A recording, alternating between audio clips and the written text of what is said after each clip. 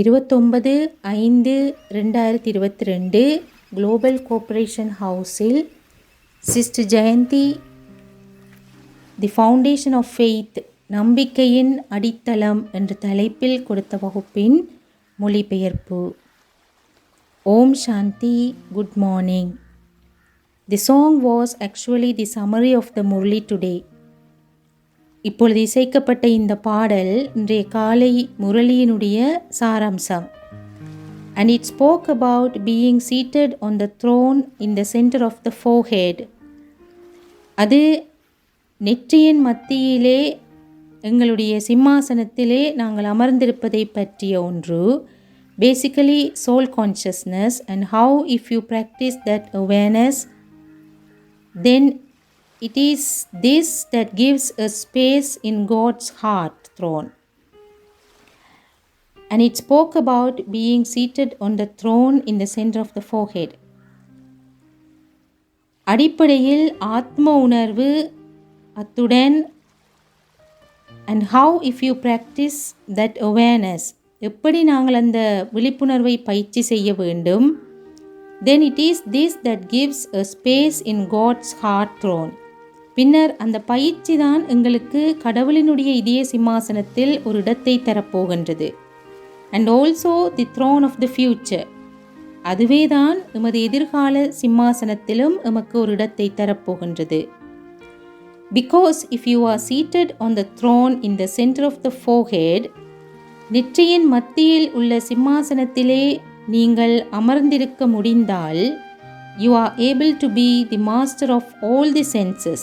உங்களால் எல்லா புலனங்கங்களுக்கும் தலைவனாக இருக்க முடியும்.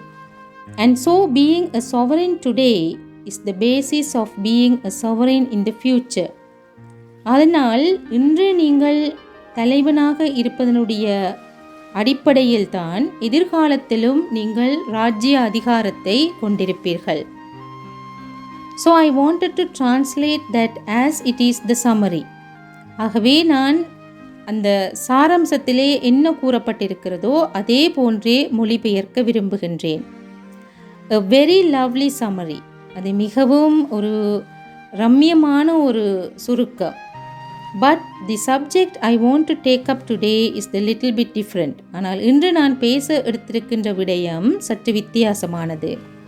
Connected with Baba's Murli, but more with the Sakar Murlis we have been hearing in recent times.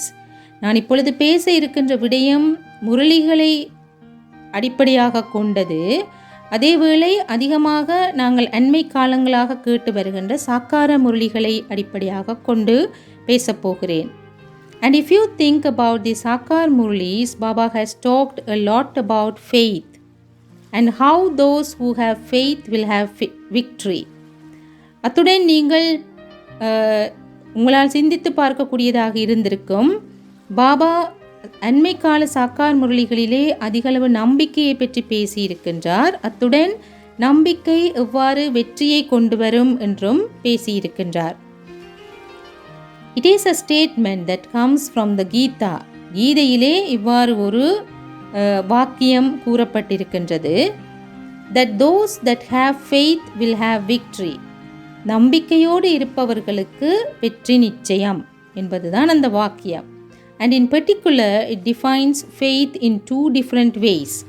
குறிப்பாக அது இரண்டு விதமான நம்பிக்கைகளை குறிக்கின்றது. It defines faith as faith in the intellect. அது நம்பிக்கையை புத்தியில் நம்பிக்கை என்றும் கூறுகின்றது.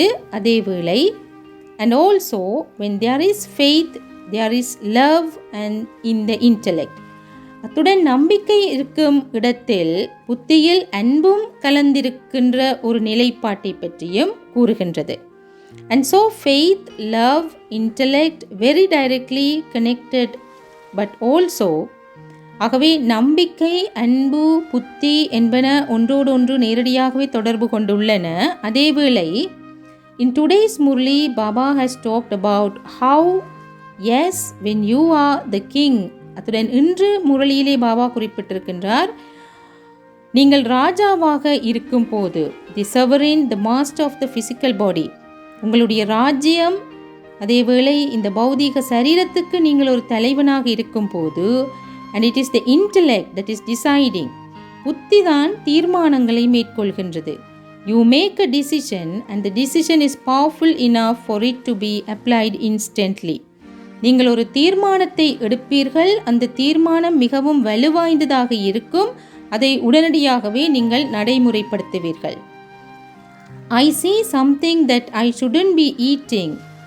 நான் சாப்பிடக்கூடாத ஒரு பொருளை என்னுடைய கண்கள் காணுகின்றதாயின், and my intellect decides, no, it is not appropriate, it is not right.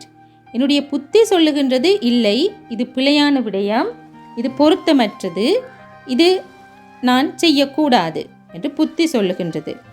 Then I still go ahead and eat it. அப்படி இருந்தும் கூட நான் போய் அதை எடுத்து உண்கிறேன் ஆக இருந்தால், so Baba is saying, Baba கூறுகின்றார், what happened to your mastery? உன்னுடைய தலைமைத்துவம் எங்கே போய்விட்டது? what happened to your control?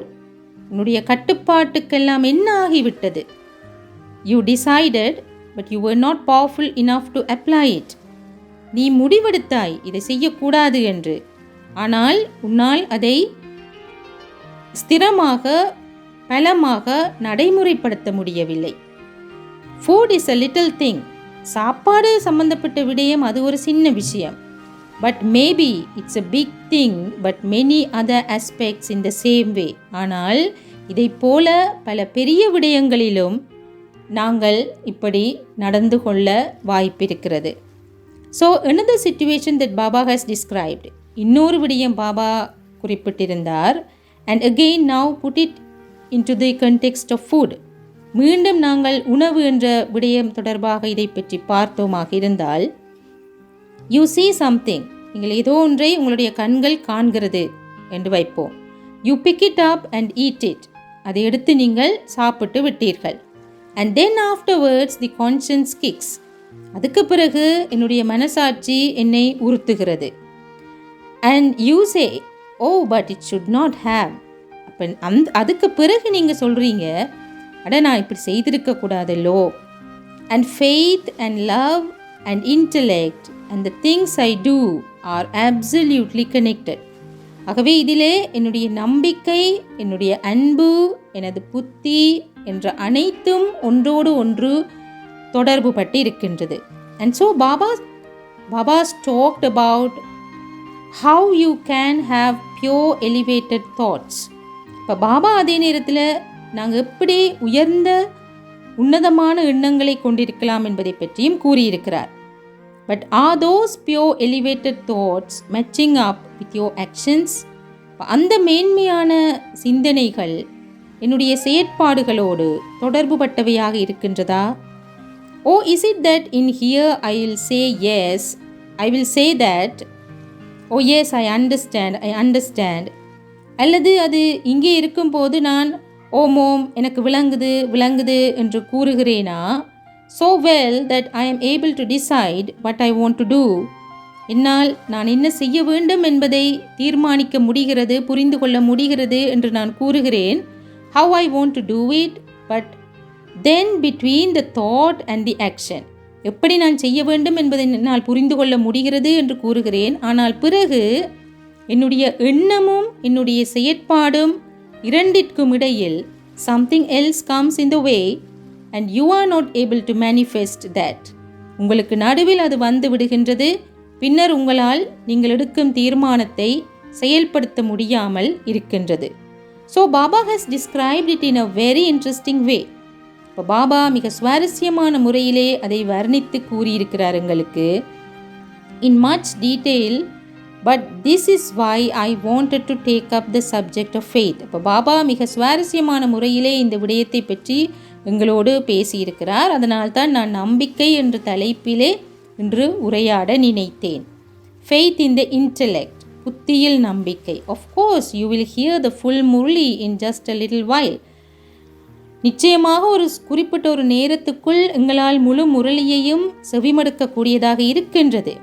and another reason why I wanted to take up the subject of faith is, இன்னொரு காரணம் நான் ஏன் இந்த நம்பிக்கை என்ற விடயத்தை பற்றி பேச எடுத்தேன் என்றால், Because Baba had told us very early, எங்களுக்கு ஏற்கனவே பாபா சொல்லி இருக்கிறார் on that the tree will shake, and Baba is talking about the Brahmin family.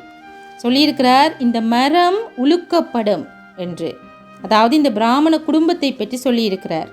And the subject of the individual person's faith shaking, but also a group.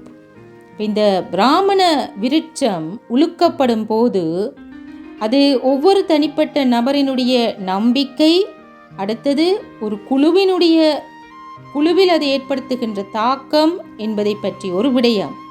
Because if one person has faith, ஒரு நபருக்கு ஆழமான ஒரு நம்பிக்கை இருக்குமாக இருந்தால், they can inspire many others.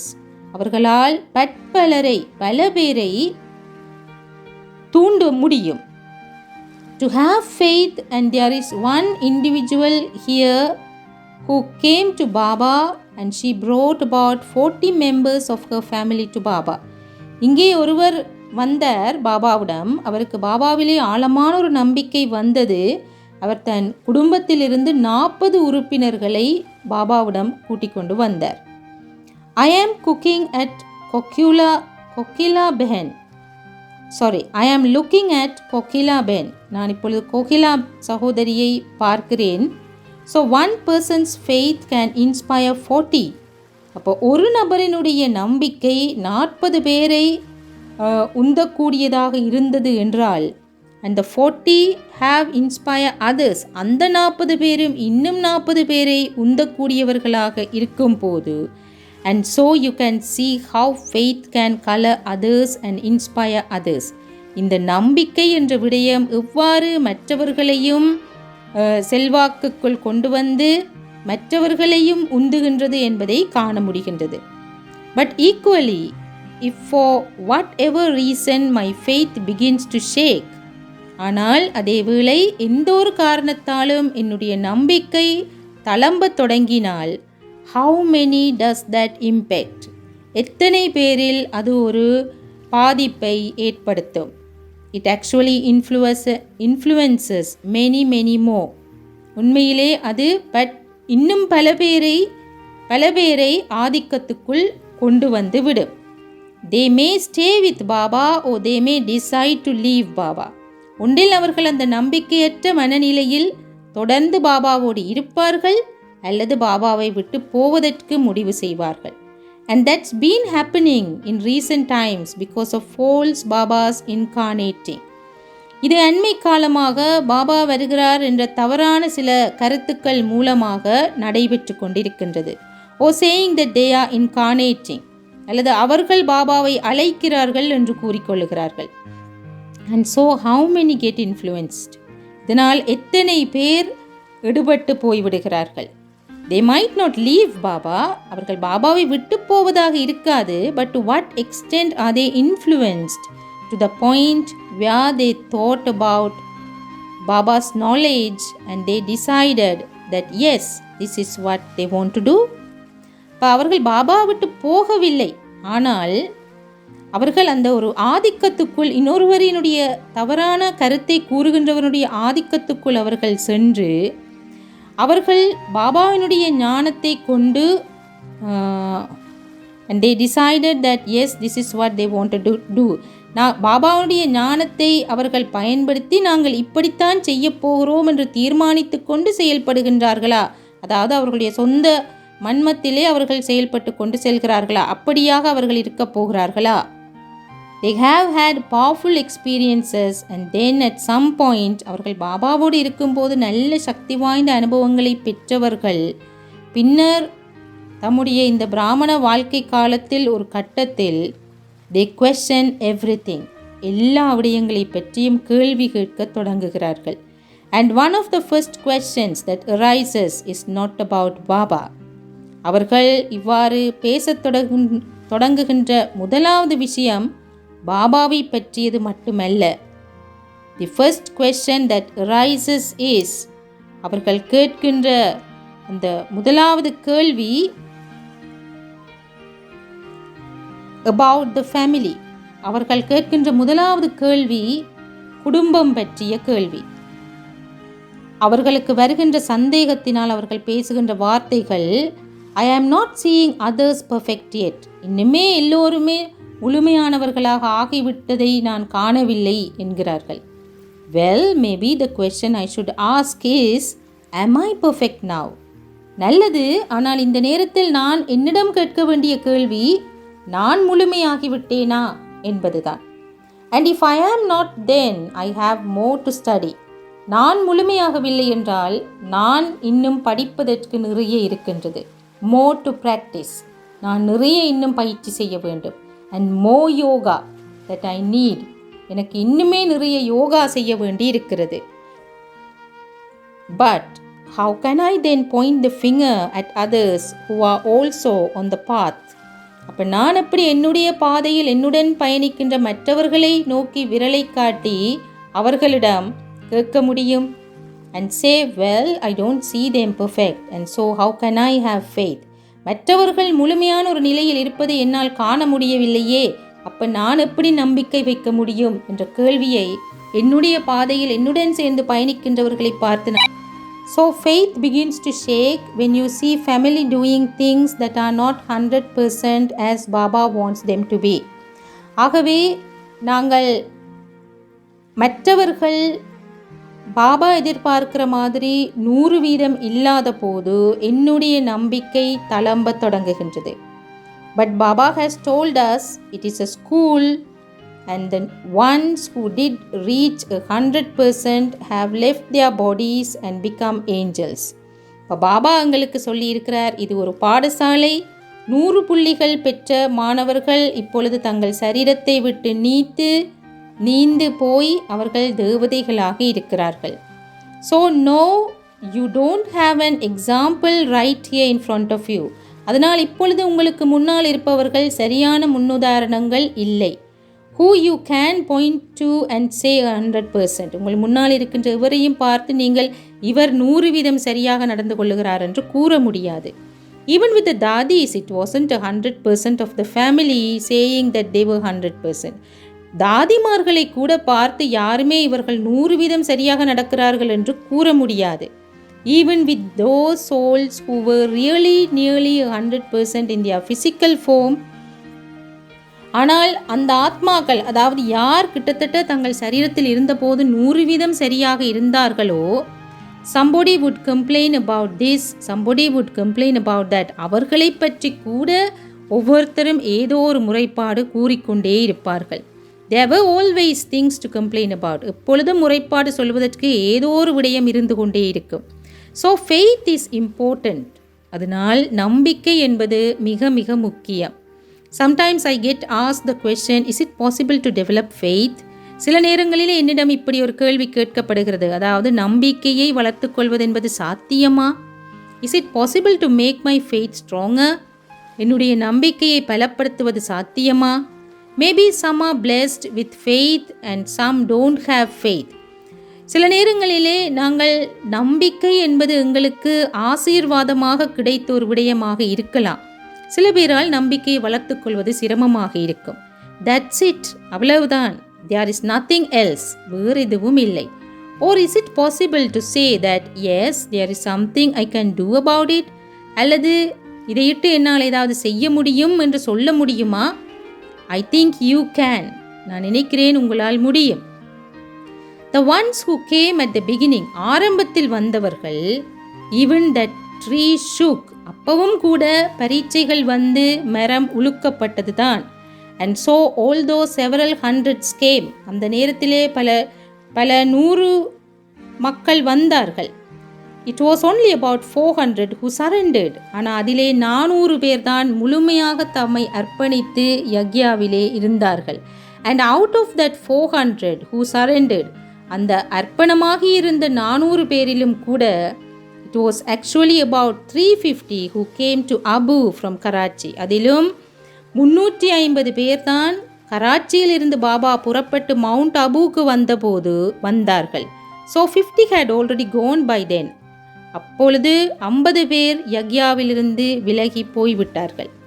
Out of the hundreds who were having visions and coming to the satsang, அந்த நூற்றுக்கணக்கானவர்களிலே காட்சிகள் கண்டு சத்சங்கத்துக்கு வந்து கொண்டிருந்தவர்கள் all this gradually filtered through to 350.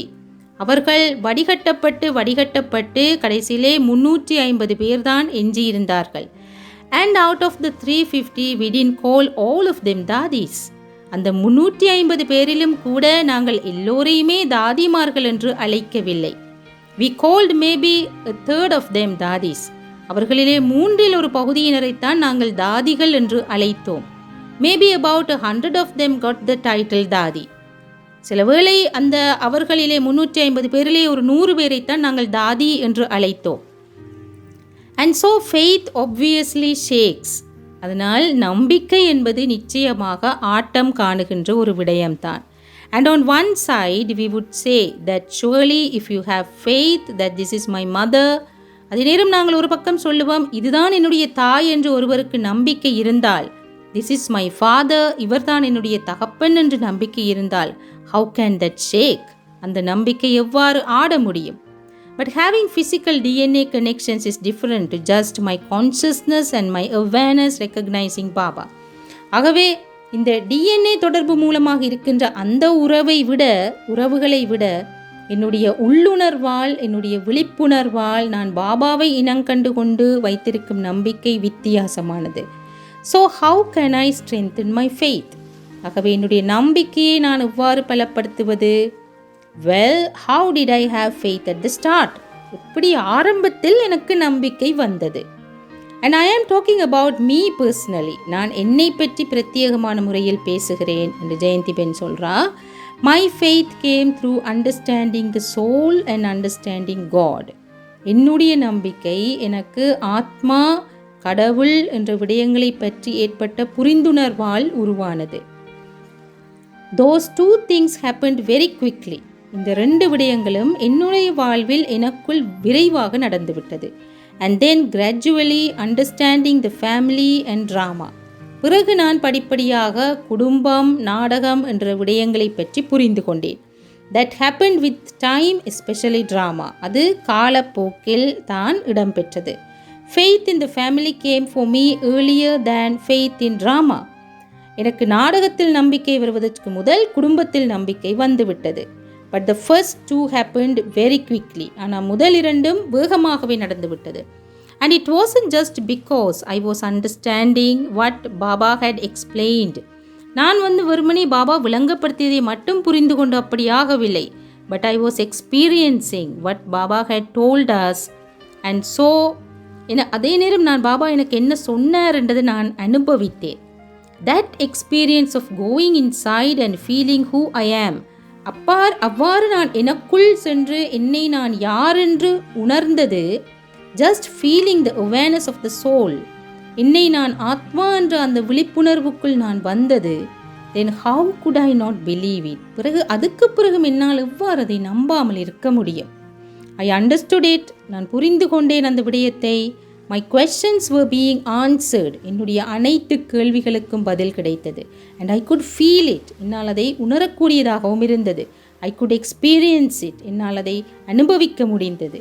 And why the knowledge made so much sense is because ஏன் இந்த ஞானத்திலே இவ்வளவு அர்த்தபூர்வமானதாக இந்த ஞானம் இருக்கிறது? காரணம், all the questions that I had about what was going on inside of me, எனக்குள் என்ன நடக்கிறது என்ற சகல கேள்விகளுக்கும் எனக்கு பதில் கிடைத்தது.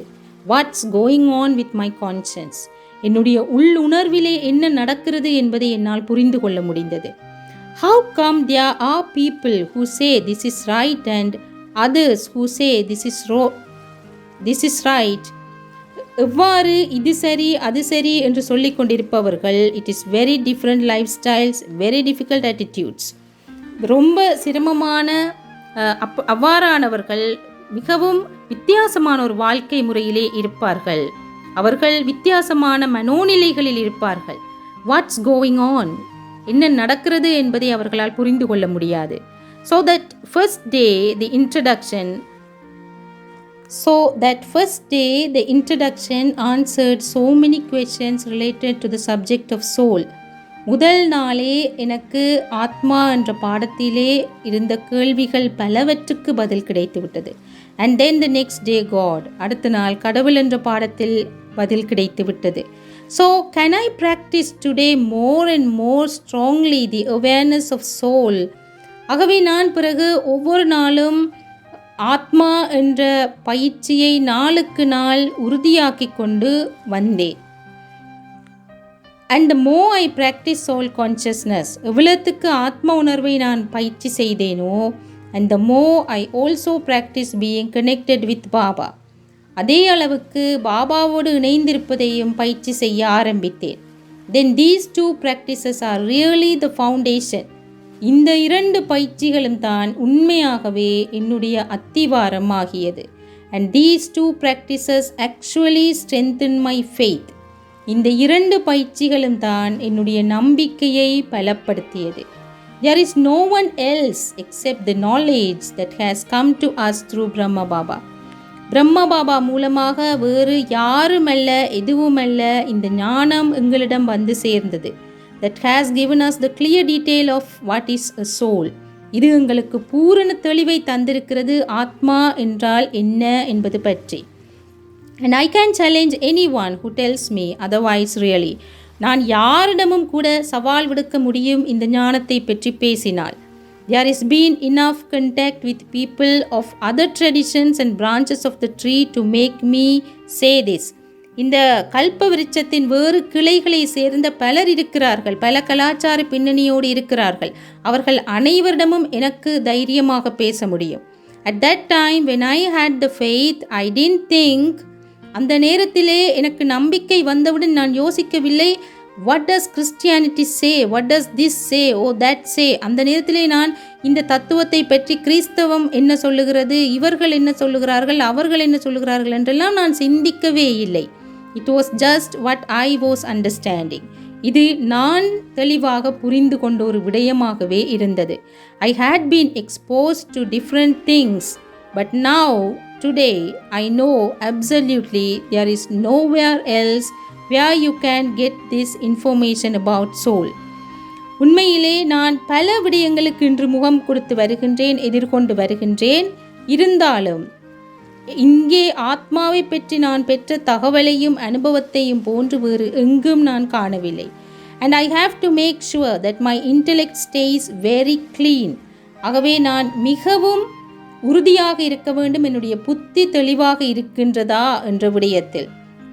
Because part of the function of the intellect is to hold information. புத்தியினுடைய ஒரு பகுதி வேலை எவ்வாறானது என்றால், நான் தகவலை எனக்குள் தக்க வைத்து கொள்ள வேண்டும் என்பது. But part of the function of the intellect is also to be my compass, to be the conscience. அதேவேளை புத்தியினுடைய இன்னும் ஒரு செயல்பாடு எனக்கு ஒரு வழிகாட்டியாக இருப்பது, என் மனதுக்கு சாட்சியாக இருப்பது. To be able to lead me in the right direction, என்னை சரியான திசையில் வழி நடத்துவது. And that only happens as I think deeply about Baba's knowledge. இது எப்பொழுது நடக்கும் என்றால், நான் பாபாவினுடைய ஞானத்தை இட்டு ஆழமான சிந்தனைக்குள் செல்லுகின்ற போதுதான். And then apply it and see what is the result of that. இதை நடைமுறைப்படுத்தி பாருங்கள் இதனுடைய ரிசல்ட் எப்படி இருக்கும் என்று. And so Srimad definitely comes into the whole subject of faith. Srimad என்ற விஷயம் நம்பிக்கை என்ற பாடத்துடன் தொடர்பு பட்டது. So how can I start checking what is my belief about myself? ஆகவே நான் எவ்வாறு என்னை பற்றி எனது நம்பிக்கை என்ன என்பதை முதலிலே செக் பண்ண ஆரம்பிக்கலாம். And yes, the belief changes from body consciousness to soul consciousness. என்னுடைய நம்பிக்கை முதலாவது நான் ஒரு சரீரம் என்ற உணர்வில் இருந்து நான் ஒரு ஆத்மா என்ற உணர்வுக்கு மாற வேண்டும்.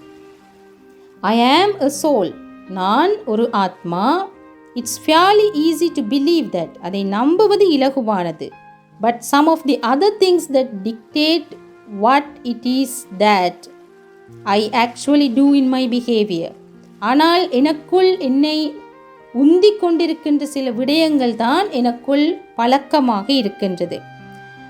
Very much connected with that, with what sort of soul am I? அவைதான் நான் எவ்விதமான ஒரு ஆத்மா என்பதை எனக்கு உணர்த்துகின்றது. Am I a soul who is part of the golden age? நான் சத்திய யுகத்தைச் சேர்ந்த ஒரு ஆத்மாவா?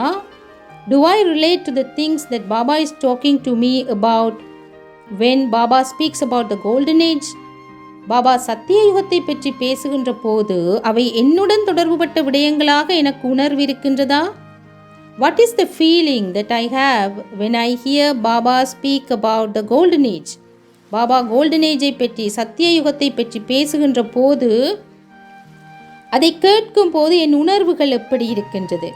And there are so many aspects of the golden age that Baba takes up. Baba Satya யுகத்து விடயங்கள் என்று பல விடயங்களை பற்றி பேசுவார். Baba uses shorthand language when he is talking about the golden age very often. அடிக்கடி பாபா சத்திய யுகத்தை பற்றி பேசுகின்ற போது அவர் ஒரு விரைவான ஒரு மொழியை தான் பயன்படுத்துவார்.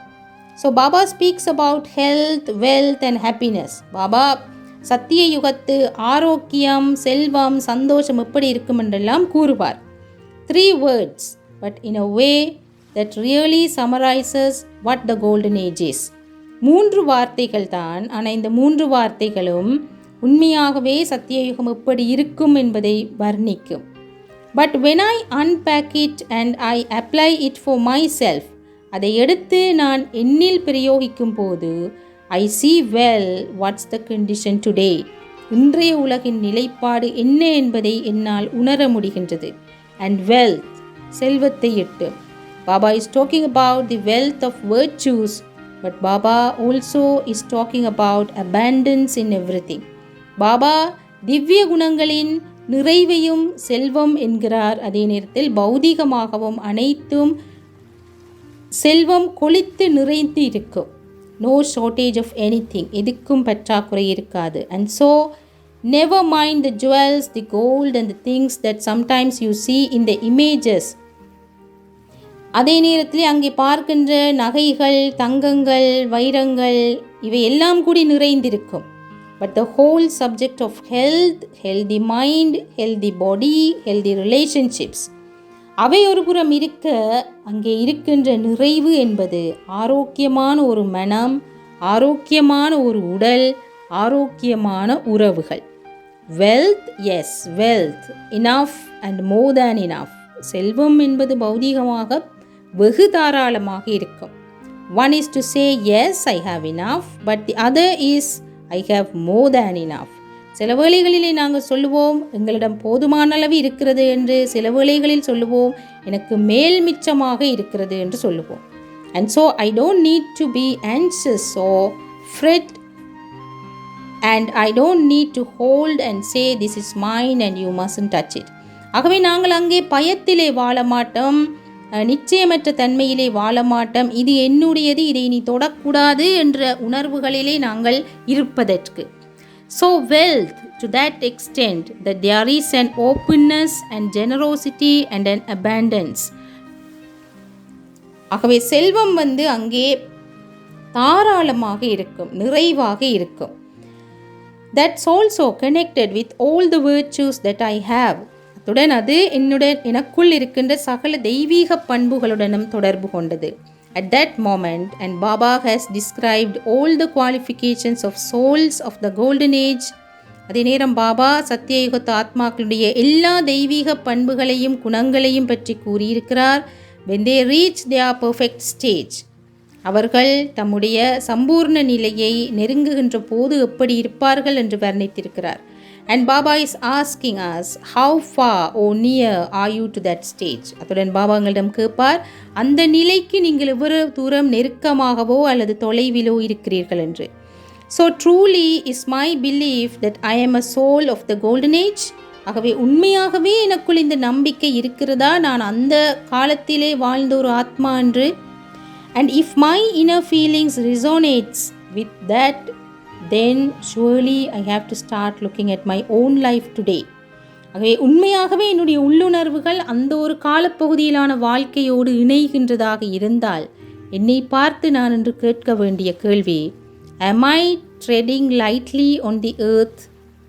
நான் மிக லேசாக இந்த உலகத்திலே வாழ்ந்து கொண்டிருக்கிறேனா? This is what they talk about in terms of the deities. இதுதான் அவர்கள் தேவர்களுடைய வாழ்க்கையை பற்றி பேசுகின்ற போது கூறுகின்ற குணாம்சங்கள். That the feet of the deities don't touch the ground.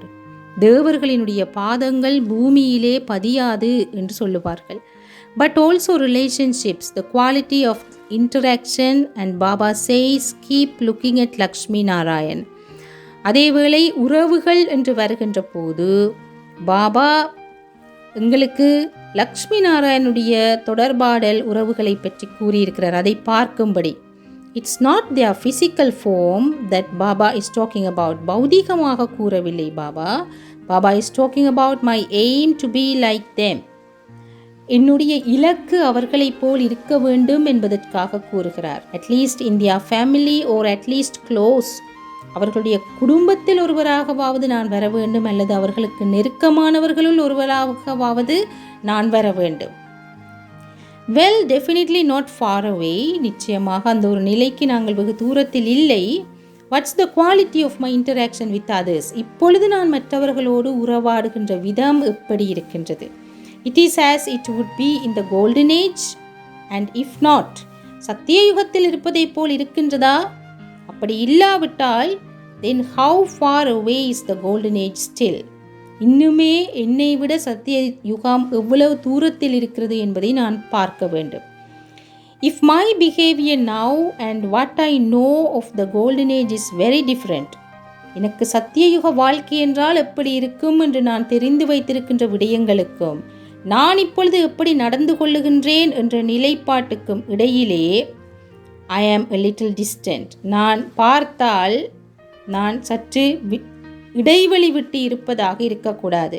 Or is it that I am checking and changing? அல்லது நான் என்னை சோதித்து மாற்றிக்கொண்டு வருகிறேனா? Again Baba said it is not good enough just to check. அதே நேரம் பாபா சொல்லியிருக்கிறார், எங்களை நாங்கள் அடிக்கடி செக் பண்ணி பார்த்து கொண்டு இருக்கிறது மட்டும் போதாது. Because the intellect can say yes and no, but am I applying that? என்னுடைய புத்தி எனக்கு சரி பிழை என்று கூறும், ஆனால் அது கூறுவதை நான் நடைமுறைப்படுத்துகிறேனா? So cleverness is not cleverness simply of knowing. ஆகவே கெட்டித்தனம், புத்திசாலித்தனம் என்பது எல்லாவற்றையும் தெரிந்து கொள்வது மட்டுமல்ல, but really becoming sensible and applying the understanding in my life. உண்மையான விவேகமானவர்கள் ஆகுவது என்றால் என்னுடைய புரிந்துணர்வை என் வாழ்க்கையில் நான் நடைமுறைப்படுத்த வேண்டும். So that the understanding in my life matches Srimad. அப்பதான் நான் வாழ்க்கை பற்றி புரிந்து கொண்டதும் ஸ்ரீமத்தும் தொடர்புள்ளதாக காணப்படும். So a very profound Murli and a very profound situation in terms of where am I at in terms of my faith. ஆகவே என்னுடைய நம்பிக்கையை பொறுத்த அளவிலே மிகவும் துல்லியமான முறையில் பாபா இந்த முரளியை பேசியிருக்கின்றார். மிக துல்லியமான முறையில் நான் இருக்கும் சூழ்நிலையையும் நான் பார்த்து கொள்ள முடியும். And when I think about the golden age, it is not just qualities, but most of all it is the relationships. நாங்கள் சத்திய யுகத்தை பற்றி பேசுகின்ற போது அதனுடைய இயல்புகள் பற்றியது மட்டுமல்ல, அங்கே எமக்கு இருக்கின்ற உறவுகளை பற்றியும் நாங்கள் பேச வேண்டும். Why? ஏன்? Because when people would have a little difference of opinion, மக்களிடையிலே சற்று மாறுபாடான கருத்துக்கள் காணப்படும் போது then one or both would go to mama and say, அப்போ அதில் ஒருவரோ அல்லது இருவருமோ மம்மாவிடம் போய் கூறுவார்கள், what's going on, what can we do about it? என்ன நடக்கின்றது, இதையிட்டு நாங்கள் என்ன செய்யலாம் என்று கேட்பார்கள். and mama would say, mamma சொல்லுவா, do you realize that these are the same deities that you have been worshipping in bhakti? இப்போ மம்மா உடனே கேட்பாவாம், நீ பக்தி மார்க்கத்தில் கும்பிட்டு கொண்டிருந்த தெய்வங்கள் தான் இதுகள், இந்த ஆத்மாக்கள் என்ற உணர்வு உனக்கு இருக்கிறதா? அந்த path of devotion and what was the love and respect that you had for them at that time? இந்த ஆத்மாக்களிலே நீ அந்த நேரத்திலே எவ்வளவு மரியாதை வைத்திருந்தாய், எவ்வளவு அன்பு வைத்திருந்தாய். Where has that gone today? இன்று அந்த மரியாதையும் அந்த அன்பும் எங்கே போய்விட்டது? And so see each other, not just see myself. அதனால் நீ ஒருவரை ஒருவர் அந்த உணர்விலே பார்க்க வேண்டும். உன்னை மட்டும் அந்த உணர்விலே நீ பார்த்து கொண்டிருந்தால் போதாது. as a deity soul, but see others also as deity souls. உன்னை மட்டும் நீ ஒரு தேவ ஆத்மா என்று கருதி வாழ்ந்து கொண்டிருந்தால் போதாது, ஒவ்வொருவரையும் தேவ ஆத்மாக்களாக பார்க்க வேண்டும். And what would my behavior with the deities be like? அப்போ தேவ ஆத்மாக்களோடு என்னுடைய பழக்க வழக்கங்கள் எப்படி இருக்கும், நடவடிக்கைகள் எப்படி இருக்கும்? Can I make that happen right now? இப்பொழுது நான் அதை செய்யலாமா? So checking my mind, my intellect, my sanskars, but also checking how all this is happening.